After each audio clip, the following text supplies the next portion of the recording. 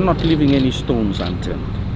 As we speak, we have a police team going to the spot that they are alleged to have stopped over briefly before getting that custom clearance that they were supposed to get before stopping in any of our Fiji waters.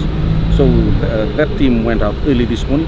We are interested in that spot, and that's a part of the investigation process that we're going through. So we have a team that's there. I can tell you that we are working with our US counterparts.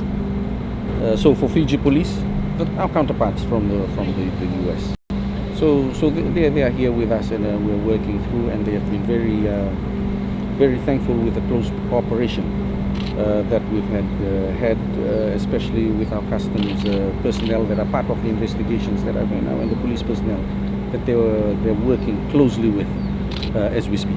In the next few days, which needs to take its course, that the US government is working closely with the Fiji government to be able to go through to complete that process. Some of these issues, as you understand, will end up in the courts of law, and that's why we cannot be running daily running commentaries on what's going on. We must allow the investigations to take its course,